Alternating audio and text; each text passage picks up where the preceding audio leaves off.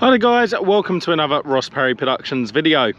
In this video I have a 2021 Toyota RAV4 and I'm going to be showing you how to remove and replace the MAF airflow sensor on the car. Now the only tool we're going to need for this is a number 2 Phillips screwdriver. Now you'll notice I've already started to pop the bonnet, so if you don't know how to do this, go into the driver's side of the vehicle and pull this lever here. Then we're going to go ahead, put our hand just above the Toyota badge and push that lever to the left. Then we're going to put this bonnet stay in that hole there, like that. With the bonnet now safe and secure, you can take a look around the engine bay. We've got most of our fluid top-up locations there. We've got our main combustion engine block there. Then got our hybrid electric motor system here. Over to the right hand side we've got one of our fuse boxes, and then down here we actually have our air box with the induction hose.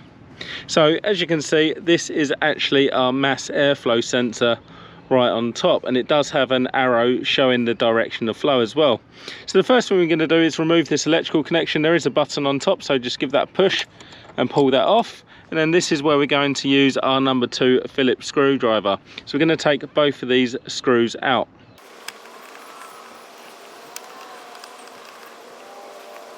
With both them screws out, we can now just slowly retract the MAF airflow sensor, making sure we don't damage it at all.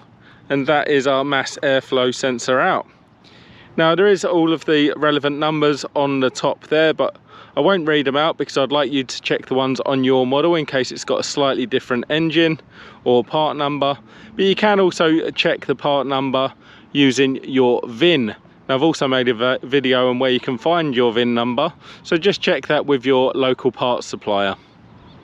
Once you've got your new one or you've cleaned this one, we're going to put it straight back in, exactly the same orientation, seat it down, get your screws from earlier and do them up, but make sure you don't over tighten them, it is just into plastic.